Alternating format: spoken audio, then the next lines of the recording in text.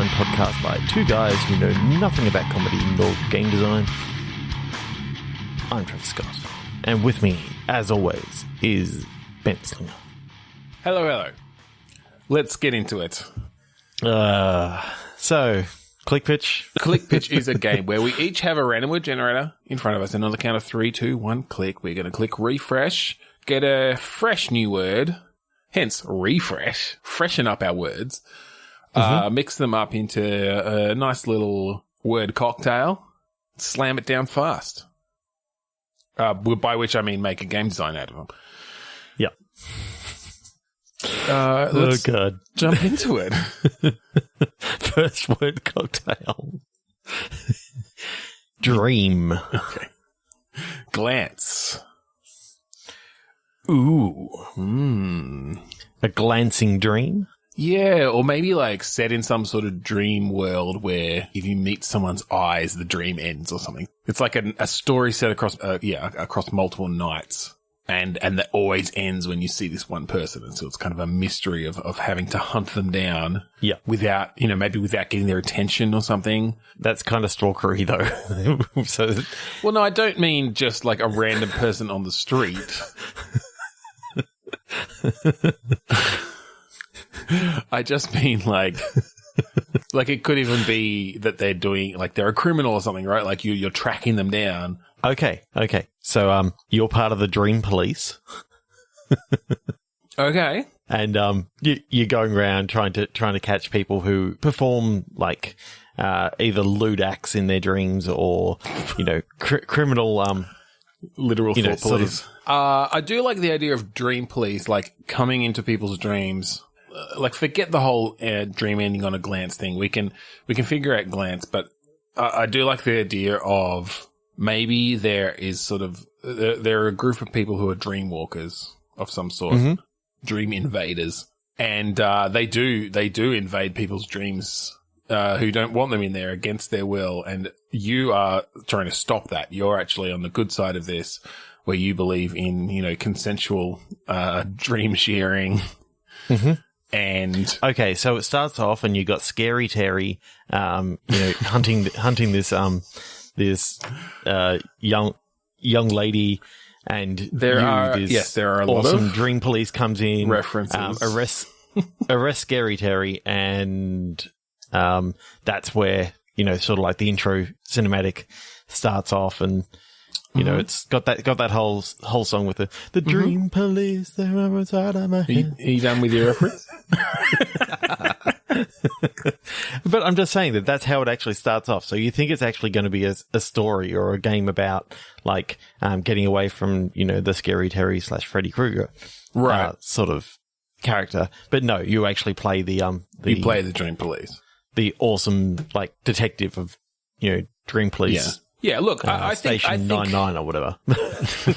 99. I think there's some cool stuff you could do there if you wanted to try to build out this world to imagine like how they detect people going into dreams. Like, is there a sort of in between dreamscape that they're patrolling and they can kind of get alerted when there's an invasion happening? Like, how do they? Okay, I'm seeing this very much like a Dark Side Detective sort of thing, where you got all these different little cases, and so one of the cases is like an Inception sort of idea of people. Oh God, these people have obviously seen the movie Inception. They're trying to incept someone's dream. Yeah. We all know that doesn't work, so let's go get them. And they're just sort of, it's all ho-hum sort of stuff. Yeah. We like to keep it mundane and grounded, right? Our games. Yeah. There's something fun about putting someone who's just going about their day in this strange situation where their day is, like stopping people from invading people's dreams. Yeah. So I could definitely see a sort of episodic point and click adventure in that way where, mixed with a bit of Psychonauts where you get to sort of explore, you can just do whatever you want, right? Because it's this person's dreamscape. So you can kind of break the rules a lot with your game design and your level design and stuff. and create some really cool things. And you have to figure out what's going inside, why this person is breaking into their head, sort of determine the relationships between the person breaking in and the person whose dream it is. And yeah, you get a resolution. I'm imagining all the different sort of story points that you could actually have, like when you know that a heist is going down, like, where they're trying to break into this person's dream. Yeah. You replace all the actors with, the person whose dream they're actually interacting with just all dream police officers. Well, I like the idea change that their you have visage to, and all that sort of stuff. like you can't just alter the dream unless you like get the consent of the person dreaming or something. So your first step, if you're having to do that sort of thing, is always to actually track down the actual dreamer and kind of convince them, okay, look, I'm here to help. Can I, take over? And that can be a puzzle in itself, right? Like maybe they need something, maybe they need some proof, maybe they need, and then you have to find that within their dream rules, the rules of their dream to convince them well enough that you're actually there to help. And then you can kind of, once you've got control, then you get to do some cool shit with just like, turn this dreamscape into whatever you want to track this person down and capture them. I so get that, like, the reason why the dream police are so sort of bored with their job is that when people wake up, they just don't remember anything about these dream police. They remember everything about their, not necessarily everything about their dreams, but a lot of stuff about their dreams. But of course, the dream police, they go unnoticed and uncelebrated, and they basically just for sure, yeah. And I think I like the idea of there being a bit of a Men in Black vibe, where how in Men in Black in the first one, Tommy Lee Jones's character would neuralize someone and just like give him some shit story. Whereas Will Smith's character, tried to make their lives better. I feel like there's a bit of that. Like you've got your partner and your partner's willing to just like capture the guy, and no matter, how they leave the dream, the person might end up having this horrible nightmare or whatever as a result, but they don't care. Whereas your character is a bit more like, no, we have to leave this in a good state.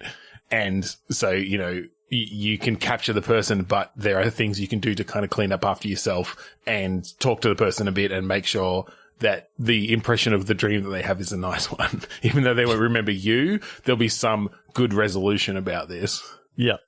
What I can definitely see happening is, this grizzled old dream detective has been on the job for so long that he knows when he gets into someone's dream, he's like, I never go through the red door. The red door is just all their deepest, darkest, like, sexual desires. I just don't. I've seen too much. I do like that idea of there being common elements that are just part of like the human dream, neurological whatever, where it's like, like if you see a red door, don't go through it. Like that's their horrible shit. And of course, by the, Act 3, at some point, you're going to have to go into someone's red door to solve a case. In one of the cases, you could have, like, at a glance, you sort of see a kind of door that you've never seen before. And it only appears for, like, a split second. Yeah. And it's like, that's sort of like a running thread that goes through some of these, it's like a big locked metal steel door or something. Yeah. It's completely out of place in the environment there, and yet, like, disappears when you get too close. It's like, oh, what the fuck is that? I'm kind of imagining that the light sort of flickers down, flicks up for a second. There's a big giant steel door there, flicks down and flicks back up again, and it's not there anymore. And it's like, what the fuck was that? And the grizzled detective just really doesn't give a shit. But the new one does. Because it's, not in the manual, and he's been reading the manual, like, back to front. Yeah, I like that. The manual's got all the different types of doors and like, connections from the dream into the dreamer's subconscious and memories and things. And you can utilize some of those during your cases, but some of them are like, off limits, and But that one's not even in there at all. That's cool. Yeah. I really like There's a lot of cool, like, lore there. You could create a lot of world building that you could build up and the whole dream police force, what does their precinct look like and stuff? Is it hosted in a dreamer's head? Like, is there someone dreaming who has to, like, everyone has to go into that person's head every time to have a meeting? They're just like, oh, for fuck's sake, Jim, like, get your, four-breasted bloody alien dream fantasy out of here. It's like, oh, I'm sorry. Like, I was Opens the drinking a red bit door, last quickly night. I'm out shoves of him control. in. Yeah, exactly. It's like, dude, Did you forget to Do lock we your have red to- door before the meeting again? do we have to have the meeting just outside your red door? Like, I mean, really? Oh, I really like that. That's cool. But there's so much that you could do with it. I'm imagining almost like, the grizzled sort of detective guy when he's looking for something, and he needs to dream up a prop or something to solve part of the case. He always just comes up with the same prop every single time, and it's just a gun. But he can't imagine anything but a gun. Yeah, like he goes, it's always worked. It's sort of like he's been playing Scribblenauts for so long that he only keeps on using like jetpack or whatever, Superman. Or, I don't know. Jetpack, God, or I don't know, Rufflecopter. Yeah. I used to type that one in all the time. Rufflecopter. Yeah, that's really cool. There's a lot of stuff you can play with there. That's fun. Yeah. I feel like that's a world we could come back to. Oh yeah. I mean, Dream Vice. You've got all the different things. I mean, I guess it depends on Dream Special Sex Crimes Unit. Yeah, that could get pretty messy. And look, you could have a whole thing where like the government is trying to use the Dream Police to literally like, instead of it just being policing interactions between people who, other people who are trying to break into people's dreams and stuff, it's literally just policing those people's dreams.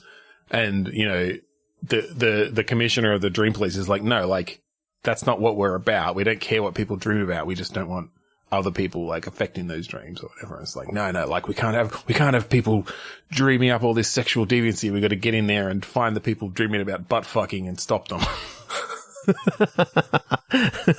All these privacy issues and I'm just imagining like everything is like prefixed with dream, so it's like the Dream BI and the Dream IA, and it's like, but in the real world it's like you just have CIA. Yeah, well, we just decided that Dream IA. I mean, Dream IA kind of works. You like, instead of it being just a letter, Dream it's Intelligence not DIA. Agency. It's not the Dream. It's not the DIA, Dream Intelligence Agency. It's the Dream IA. It's not the Federal Bureau of Intelligence. It's not the Dream. It's not the DBA Bureau of and Intelligence. DBI. It's the Dream BI. Yeah. Dream BI. Yep. The Dream MV. VO. Dream MV. Or Dream Roads, as it would be called here.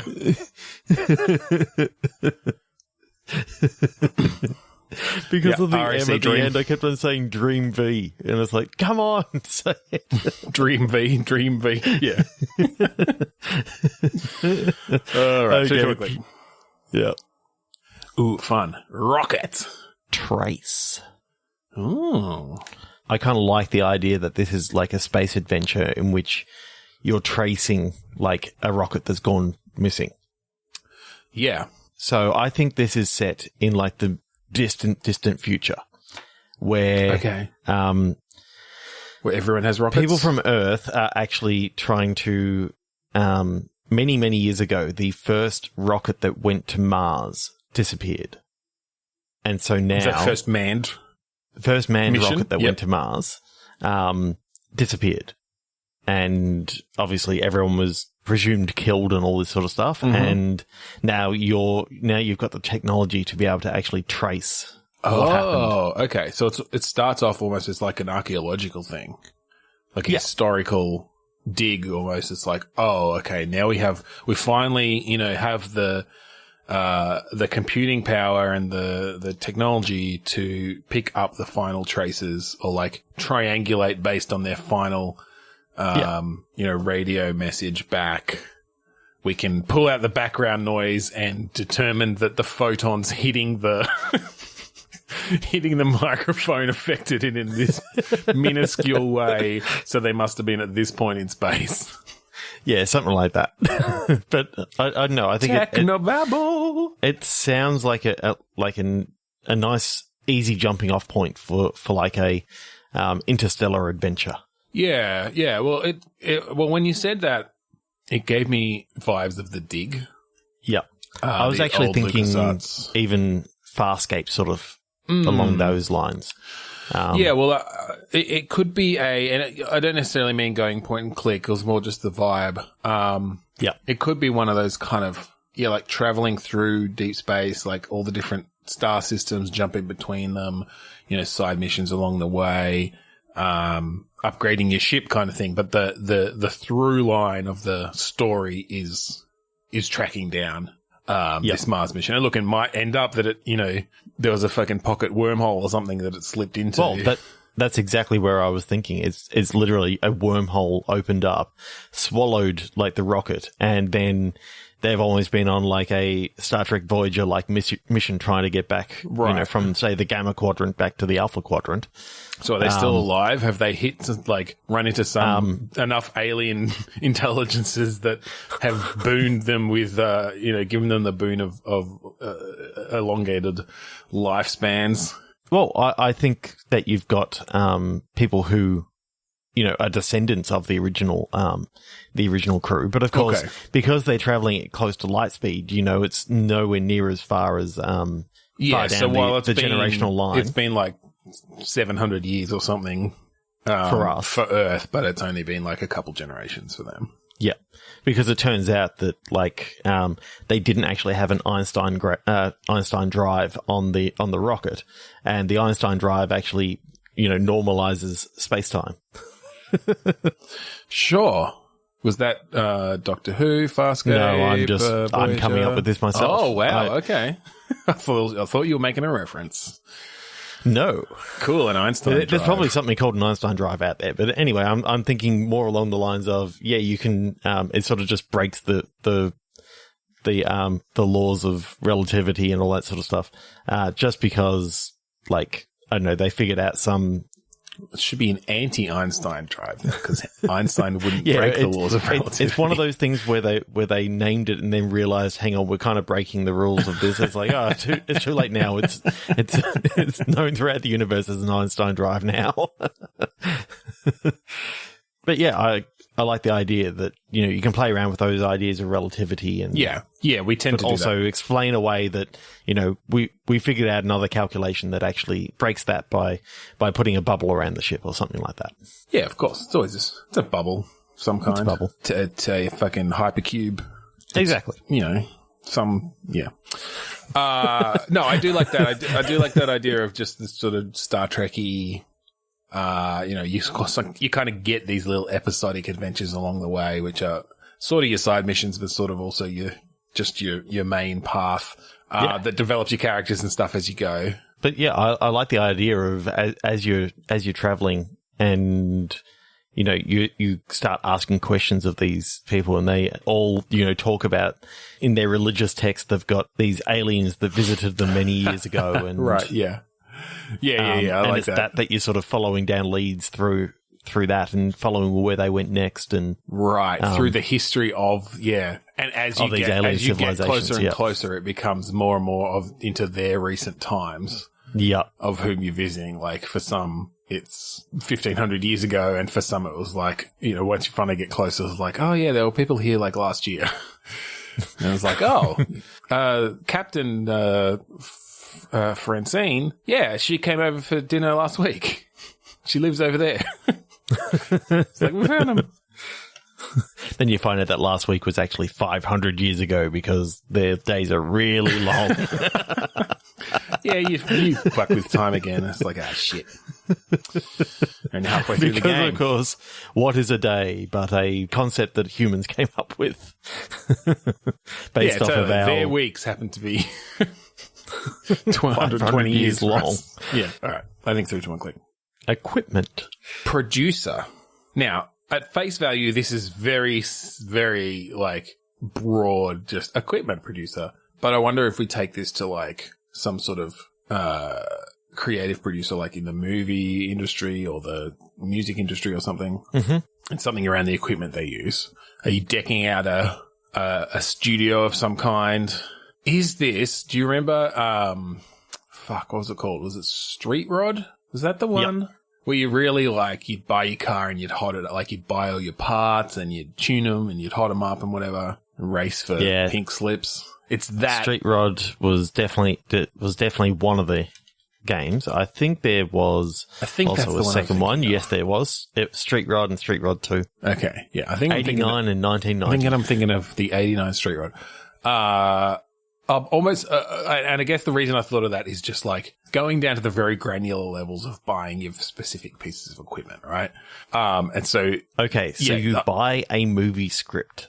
Well, I started going down the music route. So you start in a shitty like studio apartment with some headphones and a keyboard or whatever, right? And it's or I don't know. I guess I don't know if you're a producer. I guess you're maybe trying to finding talent. So it's like you go out on the streets and you like find talent. And at first, you're just recording these shitty like buskers that you track down, bring them up, just like point a single microphone at them, try to sell that off to radio stations or to fucking music distributors and stuff then. But yeah, you build it up over time, right? As you get some more money, you get better equipment, and then you can upgrade your space, and then you can upgrade your equipment again, and you can get bigger and bigger then you acts. Can fire the talent, and yeah, you get to because that's the thing. The talent can have different traits, and so yeah, if you might bring one particular act all the way from that early beginning where they happen to be a particularly talented busker. They were kind of your meal ticket to start with. They help you, rise up and make all this money and stuff. But it turns out like once the fame hits, they turn into a complete nightmare and you have to deal with that situation. But you have all the artists be procedurally generated in different ways. So each game's different. So it's almost a bit of a roguelike in that way. I don't know if you have like unlocking stuff as you go, but it's like you do a run. You do one run. It's like, okay, what acts am I going to get this time? What am I going to come across? Mm-hmm. Is it too fully formed in my head for you to jump onto a hook? You've sort of said everything I was going to sort of go down. Like, I'm thinking, bring in the talent and then do all the stuff like rising up from. It's like you keep on coming up with this. I do tend to just go on once the idea starts. All right, well, let's think about. Okay, do we go like a retro style? Let's think about the sort of art style. Is this, in that almost 2D retro pixel graphics? Oh yeah, it has to be 256 colors. I'm seeing this as like feels like it could have been released on a. In 1989 or whatever. On like a 386. Yeah. Yeah. It's not. It's sort of like what Thimbleweed Park did, where it's current graphics but has that old school feel. Inspired by, yeah. Yeah. Yeah, even though they're actually higher resolution, the portraits of your artists feel like they're 32 by 32 pixels. Really blocky. Yeah. Not that nice, like, 3D rendered, aesthetically pleasing. Actually, because we don't often go into too much on the art style of things unless the gameplay sort of leans itself to it. But there really are a lot of ways you could go with this, and I'm not sure. I think the retro style does appeal to me the most. I'm just thinking of more modern styles you could use. If you did a realistic style, I feel like unless you did it super well, you'd end up feeling like you'd written music producer 2017 or whatever. Do you know what I mean? Like where it feels like they've just kind of thrown some, and you start getting into like the uncanny valley and all that sort of stuff. Exactly, yeah. And then the other thing you could do is obviously like a stylized 3D, which isometric could be okay. Yeah, you could do like a 3D isometric, or you could do a really nice high res 2D, like almost graphic novel style. Or I mean, I guess you could stylized. I guess you could go like anime style or something if you wanted. That's not really our general style of choice, but the closest that we get to anime is like Day of the Tentacle, which is cartoon. Well, yeah, it's only anime in the sense that like anime is animated. Yeah, I don't know. I think there are a few different ways you could go there, but no, I do kind of like the idea of just a semi-retro sort of 16-bit style, low res. Yeah, feel it's just because I was looking at images of Street Rod and just thinking, that low res could actually look pretty cool for the all the interface, and then I think you're big just blocky letters layering and all up this sort of stuff. I think you just got, you've got your different backgrounds for your location, and you're sort of layering sprites on top as you buy your equipment that sort of fills it out in different ways. And yeah, you've just got your sort of like barely animated characters as they come in and perform. on like loops. What I'm imagining is like early on, you're spending all this money, but the one thing that you got your eye on that is going to make you all the money, but it costs so much, is auto-tune. Yeah, definitely. And it's basically, it costs so much, but you find like hidden in like Craigslist or something like that you're looking at, like a really dodgy version of like an old version of auto-tune that really has some of that steppy sort of feel. Yeah. Or it doesn't have the steppy. The reason why it's for sale is because it can't do the steppy. It can't do the actual steps. It's actually very, very hard smooth to tune all the way through. I do like that idea though, and this is something that Street Rod had too, of like going through secondhand listings versus versus buying new, and the trade-off between that. And yeah, I like that sense of, because obviously these days everything's done, well, not everything, but like often a lot more stuff is done in software. But I like, maybe you set it in like the early 90s or something where it's a bit less, it's not as easy to just early 90s through to like the late 90s where, although I guess you could put in like, do you buy the software or do you pirate the software and put yourself at risk of litigation if you get big? That could also be a factor. And that's really only an option in the version that you downloaded that we created and put up on torrent sites. And basically you get to a point and all you, just like Game Dev Tycoon did, we basically have it, oh, look, you get totally destroyed by people pirating all your music. You make no money. And if you've pirated our version, then just like, if you ever pirate anything in the game, it comes with a Trojan that just like ends up with your entire backlog being completely wiped out. You can't go and then you stop the game and your entire PC is now being wiped and you've got ransomware all through and there's an actual Trojan in the actual downloaded copy as well. Yeah. Sorry, guys. Well, true to life. Whoa. What you gonna do? 3, 2, 1, click. Yeah, that's exactly what you're gonna do. Start over. Popping input.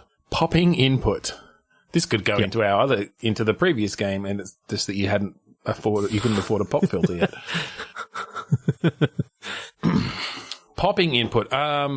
What sorts of things pop? Popcorn. Yep. Balloons. Yes. Music. Pop. Community. Guy. What's his name?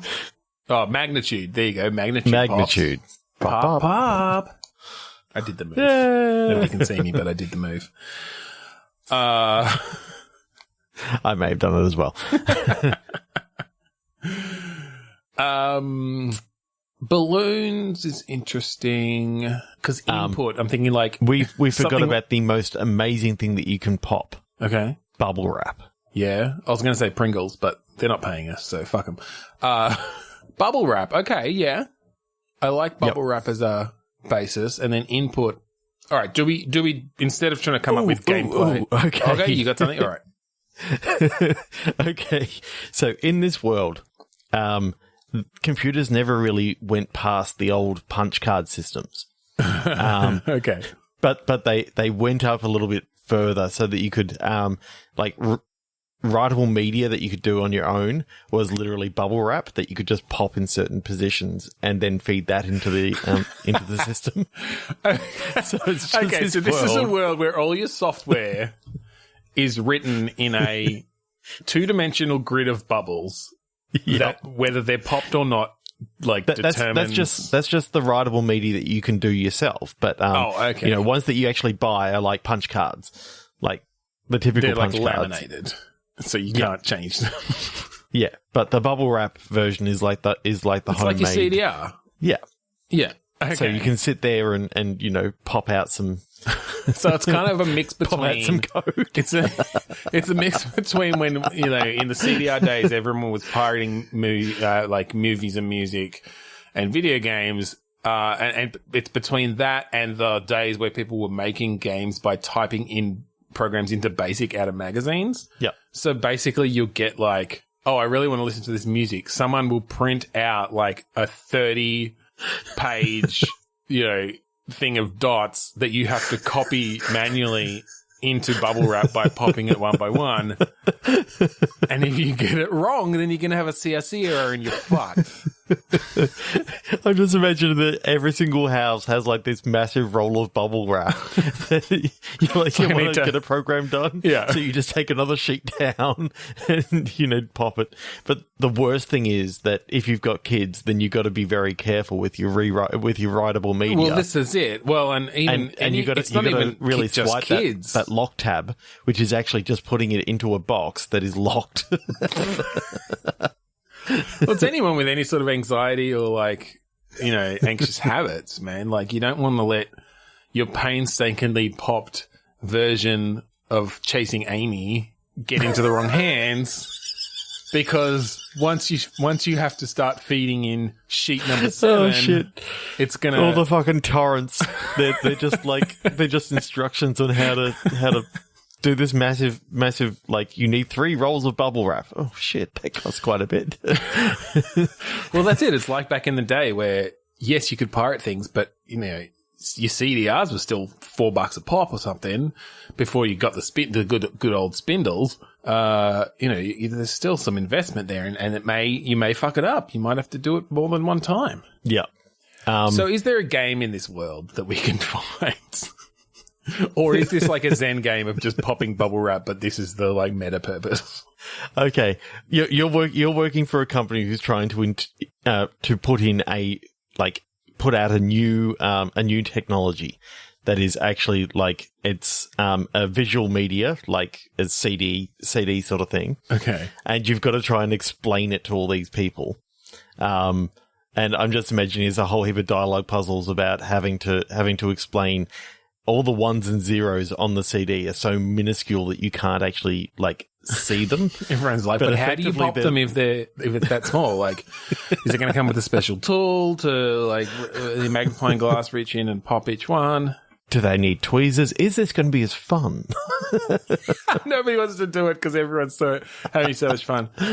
I did have a horrifying image of all the teenage boys feverishly popping porn into their bubble wrap in the middle of the night and trying to keep the noise down.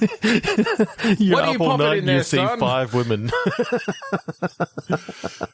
It's like it's taking too long. You feed it into the computer, and just like in the old days, you just get to like the top of the cleavage. It's like, oh fuck, it's got to pop more for it to load further.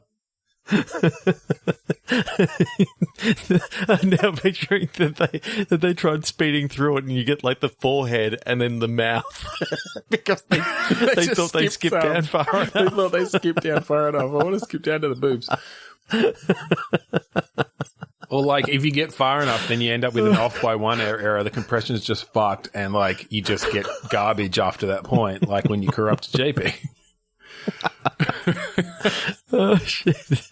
I'm just somebody out there do the calculations for how much standard bubble wrap you would need for a single JPEG of some boobs that the typical 14-year-old would have to pop so they could check off to in the middle of the night.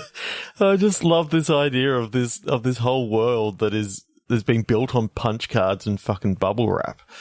It's like they couldn't think of any other, like, yeah, it started with punch cards and like, oh, how can we make this easier? Like, you need these special, like, punch card, you know, pre-punch things that it's too hard. Oh, bubble wrap, like, that's the next big thing. People kept on, you know, misaligning the hole punches and all that sort of stuff. So they thought, well, bubble wrap already has them in grids and you can just pop. Yeah, we can produce those so much easier and so much more cheaply. And everyone loves popping bubble wrap. I mean, it's a win-win. Totally.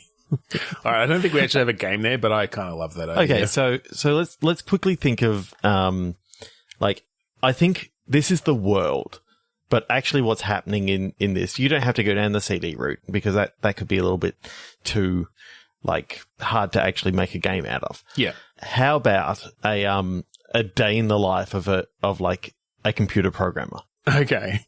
And so, he gets into work and it's just a visual novel of the mundane sort of thing of just popping. I love the idea. You know how when someone comes into the office and there's sort of the standard background noise of people's keyboards clacking? It's not that. It's just everyone popping their bubble wrap. It's like, I got in a bit late. Like everyone's already started work and you just hear pop, pop, pop, pop, pop, pop, pop, like all these overlapping pops in the background. Okay, maybe this is like a VR experience along the lines of Job Simulator or something. Where we're kind of introducing this world where, you get in there, people come and talk to you. You do have to do some basic bubble wrap popping and feed it into the machine.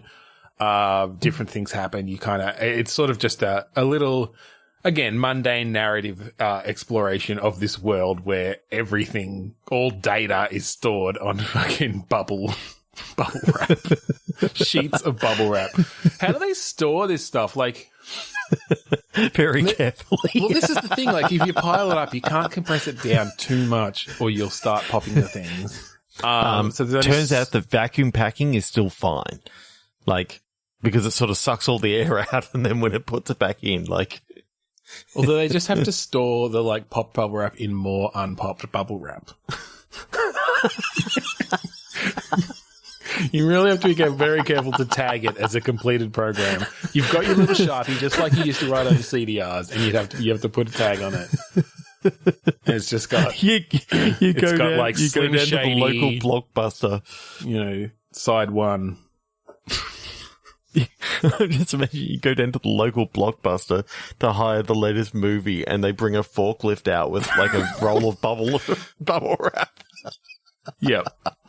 Do you have to is it a feed? Is it a feed into your big reader? So does everyone? How big are these sheets? I'm imagining meter squared.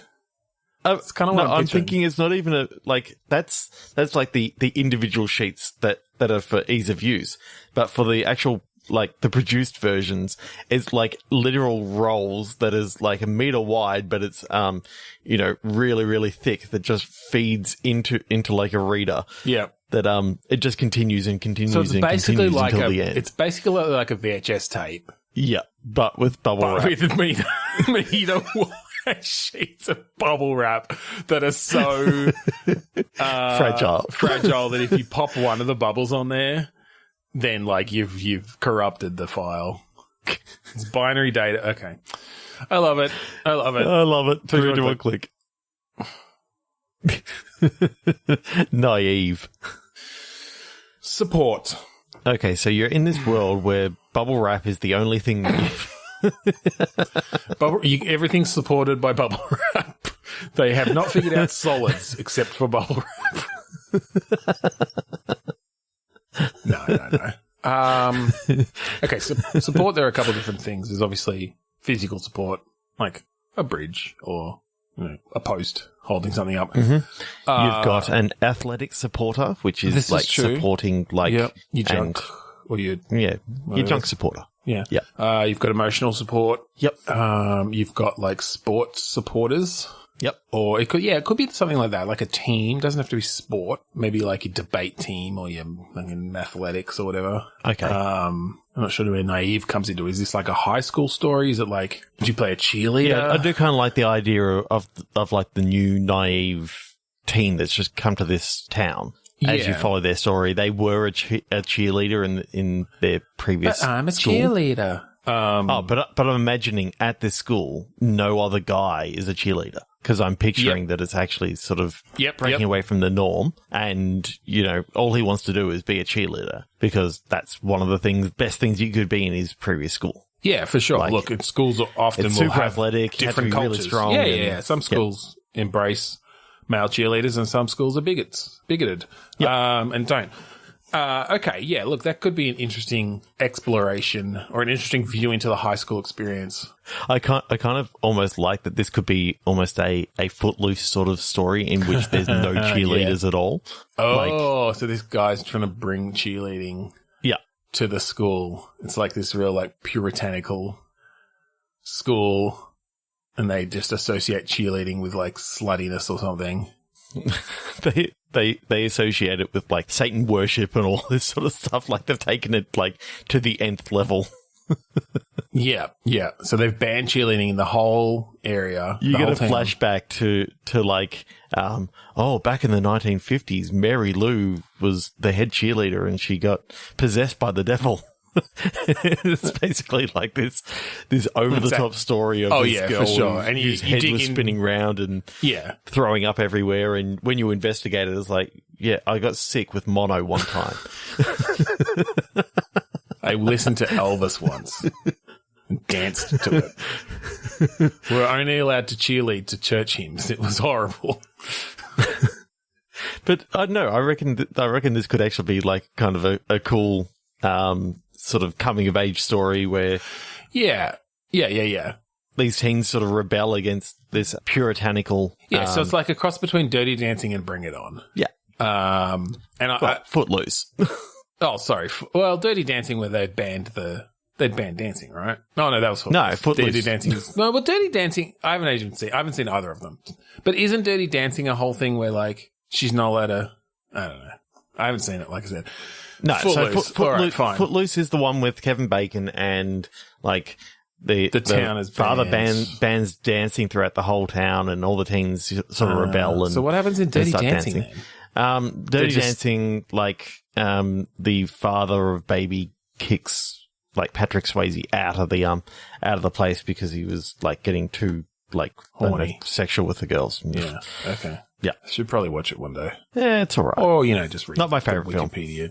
I thought Footloose was a better sort of film. All right, so Footloose it on. So bringing it into game form, like obviously it's sort of a musical in a sense because cheerleading is often done to music. Well, it's almost alwast done to music. But adding in like this athletic, so is there sort of a rhythm aspect to it along with kind of, like your different moves that you can pull off? Is there? Yeah. So I think there's like your mini game, which is, your cheerleading side of things, of which you've got to hit things on the beat and that sort of stuff. Yeah. But then I'm almost seeing like a, Life is Strange sort of movement style for the rest of it in the fact that you can travel to the different areas. You don't necessarily get a rewind function or anything like that, but you can go talk to just in the general sense of kind different of groups and a light adventure game, third person adventure game. Yeah, I gotcha. Yeah. I like the idea of being able to track down this cheerleader from the 1950s who actually was supposedly possessed by the devil. Yeah. But it's like this kind old grandma who's like, oh, my father, he, he used to run the school. He was like the local pastor sort of thing. Yeah. And she was just she was a bit rebellious. I got mono from kissing the high school quarterback and was throwing up for quite a while. And so he thought I was possessed by the devil and banned cheerleading throughout the whole school, and it's stuck ever since. Funnily enough, Exorcist is based on this myth that went around. Yeah. Yeah. I don't know if the dates were just because I yelled at my father, "Your mother sucks cocks in hell." Yeah, and look, it was my mum's fault. She served me pea soup that night. Couldn't help it. And it's not my fault that, my grandmother was a prostitute. Sex workers have rights too. So, if we went deep on the cheerleading gameplay. Yeah. Rather than just doing standard rhythm gameplay stuff, can we have it? And I'm not thinking to the level of co-op controls. but giving you some control over the cheerleading moves where you can like tuck and roll and like you have to grab at the right time, otherwise people like break legs. Like putting some stakes behind this cheerleading gameplay. So in other words, you don't want it down at the level of you can move the left pinky. No, I do, because I want jazz hands to be really tricky. But just during the jazz hands. Yeah. Everything else is like, everything else is a bit super generalized. A bit broader controls than that. With jazz hands being the hardest thing, you want that left pinky going first. Everyone knows jazz hands is the most difficult move in cheerleading. To get it perfect, anyway. Yeah. I think that's all I've got on that list. Click. Yeah, I love it.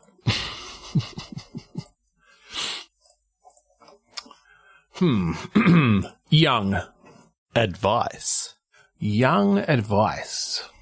Okay, so as soon as I had advice, I started thinking there's a well that we haven't been down recently, but we have been down before. Okay. And when you said young, it sort of fit in well. All right. Papers, Please. Mm-hmm. But you're like a radio host and going through like young advice sort of things. So you're having to sort of put together. You're like a relationship advice radio host for like teens. Yeah. Okay. And you're in like a small town. And so, yeah, you're kind of making connections between the information that they give about, like they're trying to hide who they are or who they've got a crush on. Yeah.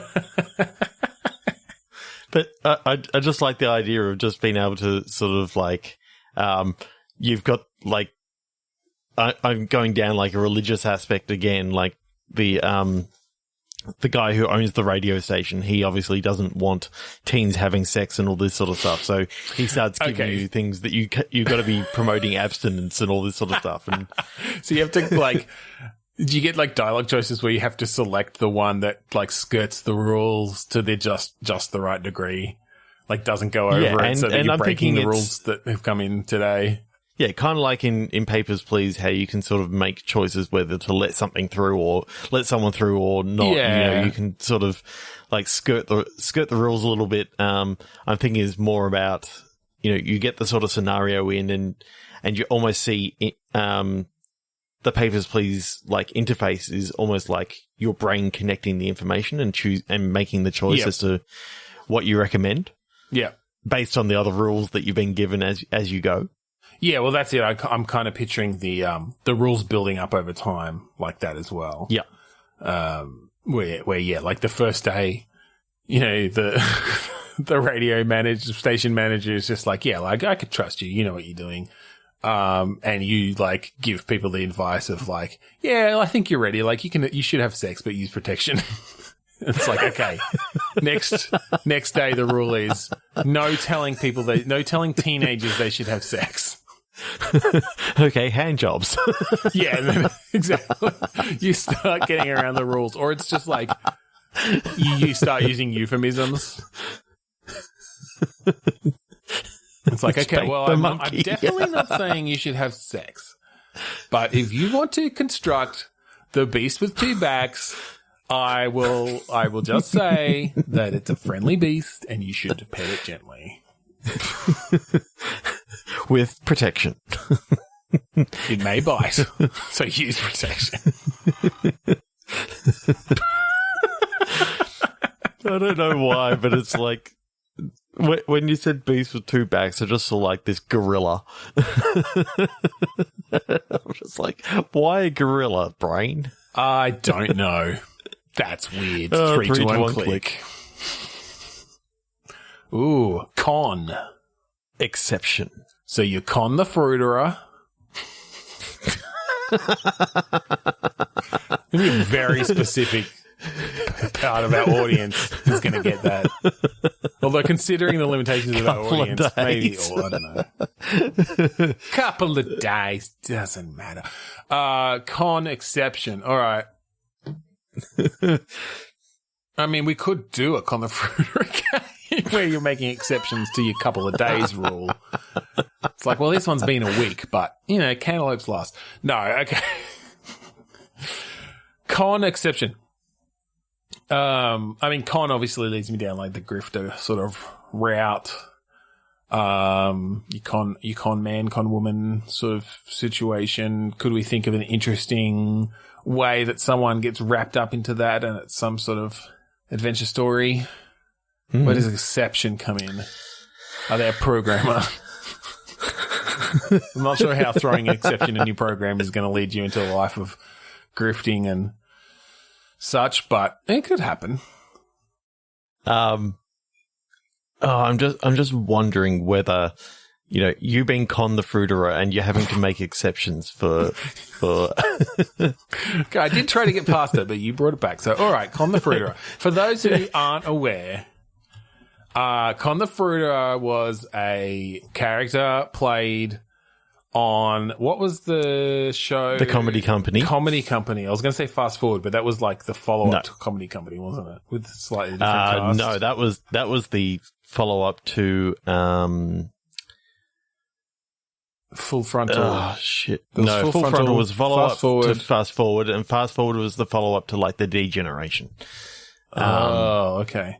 All right, yeah, Comedy Company. So this was a sketch show back in the 80s, I guess. Yeah, pretty much. I'm worried. It was it was a very racist, like stereotypical character, right? Yeah. Yeah, pretty much. Maybe it's best to just skip this one. I want to go down this line. Anyway, we've made the reference. Let's not. Yeah. Let's not. 3, 2, 1, click. Oh my God, they did a spin-off series in 97. They should have known better. Okay. Dumping. Assembler. Dumping assembler. I mean, okay. This brings me to 100%. It is a VR game set in a factory that produces toilets. Okay, yeah. I definitely went down the like Factorio Satisfactory kind of route when I thought of assembler. I like bringing in the toilets. Is this the only thing you can make? Are you making more and more complicated toilets as you get sort of more resources? Is dumping literal feces, or are you just talking about having to like dump some of your stock at certain times because they don't work? Oh, I think it's got to be like for poop jokes and that sort of stuff. It's got to be toilets all the way. Okay, so dumping is just that you're making toilets basically, and there's a lot of poop jokes. Okay. Are the toilets just one part of you? Like, is this a world where there's just a lot of poop? And you have to build all these different configurations of toilets to flush it away somewhere more useful to use as fuel. Well, I think in this world, like, you're working the production line and your dream job is putting together, like, the solid gold toilets. Oh, okay. So you're not building the factory in this situation. No. All right. I think though, rather than the solid gold toilets, because that's kind of gaudy. I think it's more like the super technologically advanced toilets.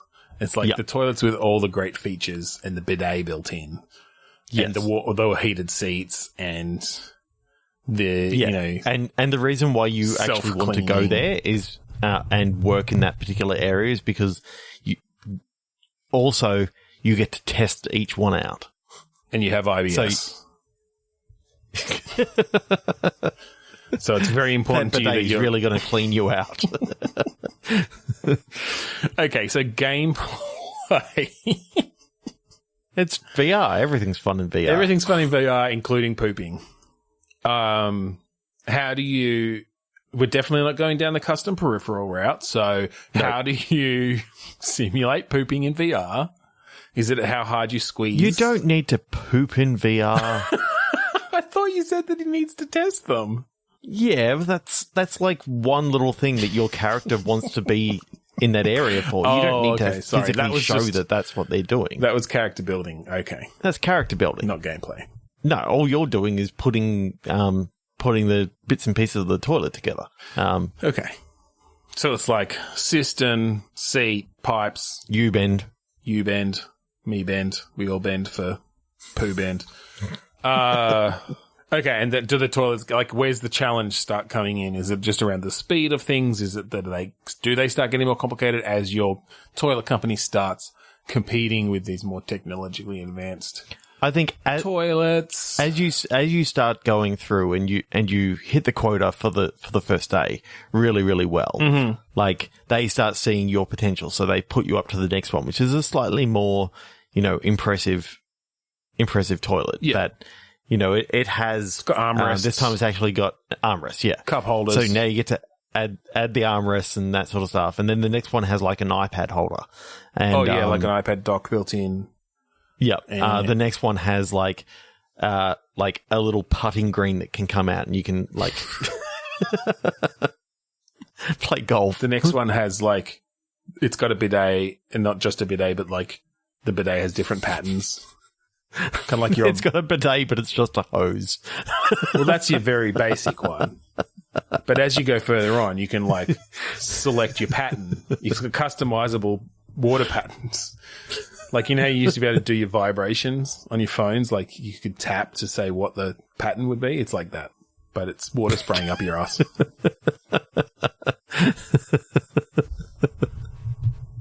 Oh, shit. Are we going to end really on the poop one? Off the rails again. No, fuck no. And right. again. 3, 2, 1, click. Let's do one more. All right. Catch. Origin. Oh, okay.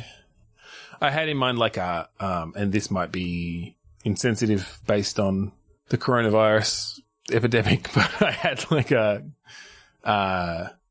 epidemic sort of game happening where it's you trying not to catch the disease, but you're trying to find the origin of it. Oh, I think you could actually do it by having it as a serious sort of game and not really. Yeah, you're not making fun of the idea. You're not making fun of the idea. Yeah. It's not a comedic game at all. Or if there are any jokes in it, it's more about, trying to, after seeing all this stuff going on, you're just trying to get through the day sort of thing. But no, I do like the idea of maybe having to research and see what you got to sort of go through to see the origin of this. Yeah. So I think I almost got the sense of like a Where in the World is Carmen Sandiego sort of thing, where you're following the clues to different places. Back to patient zero sort of thing. Basically back to patient zero.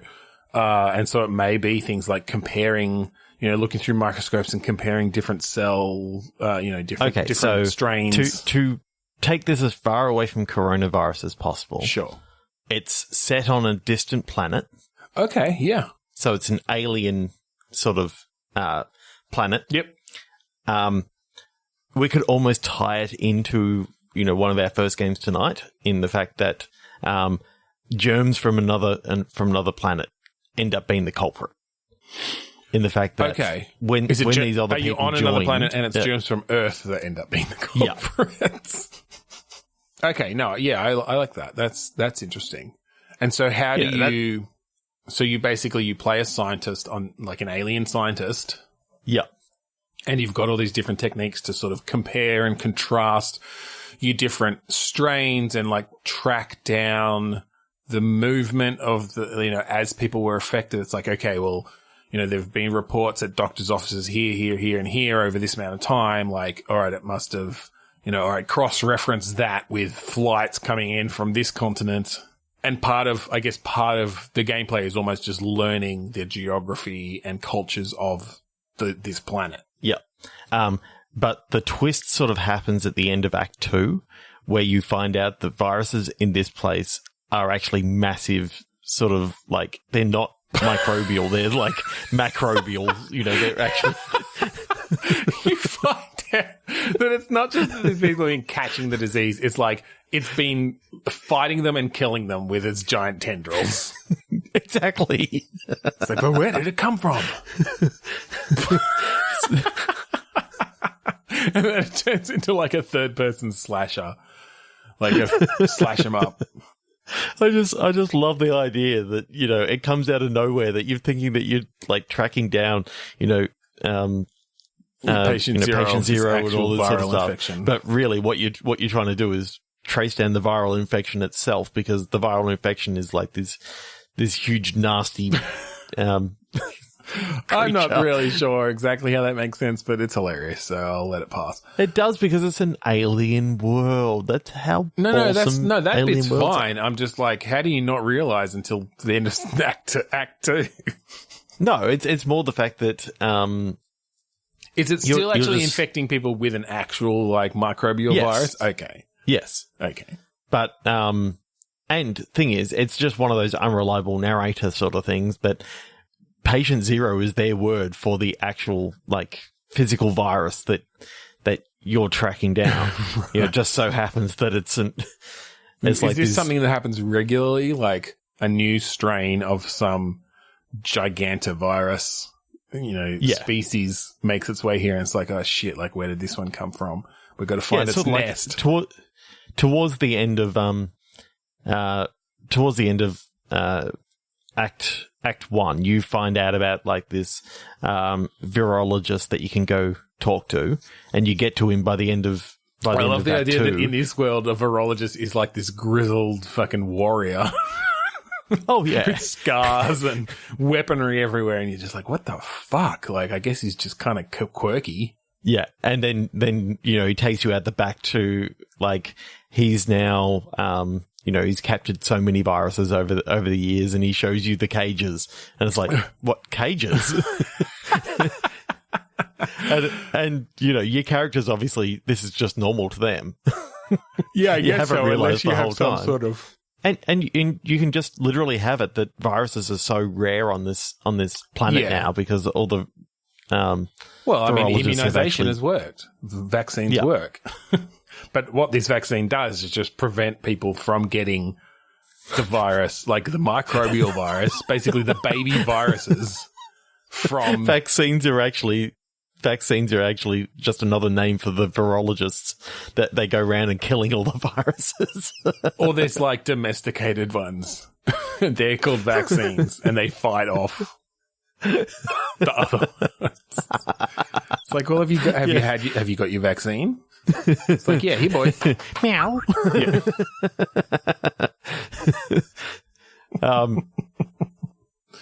Yeah. I really love this idea. They can just be somewhat humanoid, but with like at the end of antennas and shit. At the end of the first act, then, like, is the first act this kind of cross-referencing on screens, like tracking it down, and then from there on, it literally is like a third-person beat 'em up kind of. Well, I'm thinking it's almost like a hybrid. I mean, we talked about this a little while ago, but like, I like the idea of the Manhunter sort of idea that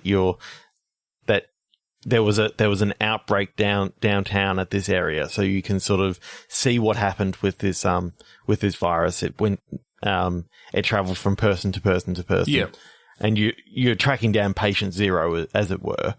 And so then you can go interview some of these people, and they're just talking about, just out of nowhere, I just started feeling sick and all this sort of stuff. Yeah. And so you're finding out about how this is really, really quick acting and that sort of stuff. So it's really, really important that you continue, and you find out at the end of Act 1 that it's actually, the virus has actually broken containment.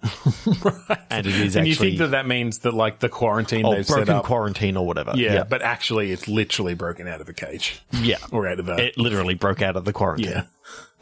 You don't find that out until Act 2, and then Act 3 is literally almost Monster Hunter World. Right.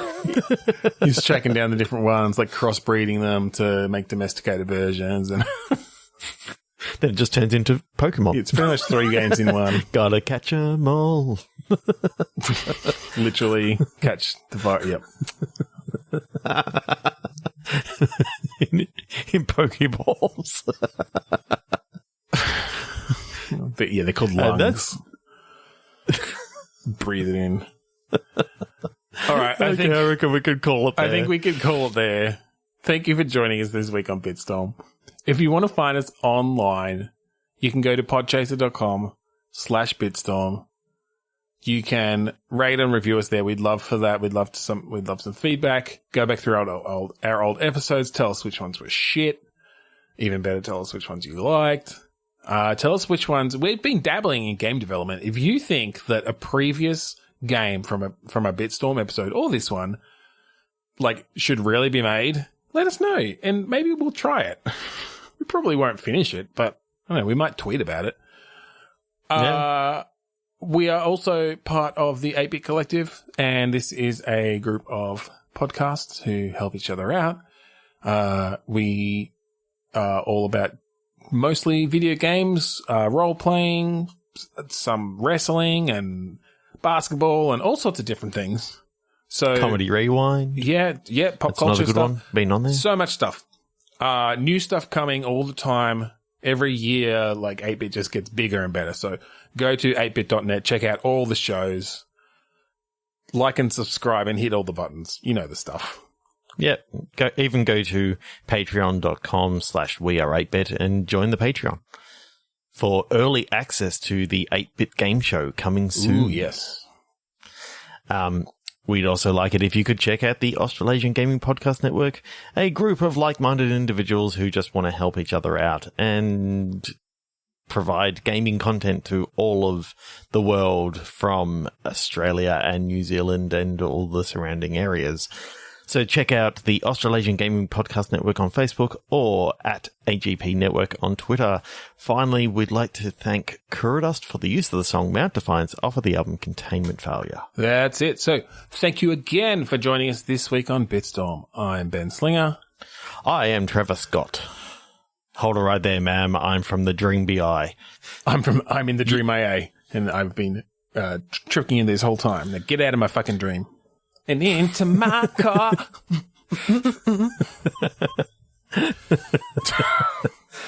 The dream police, they go inside of my head. All right.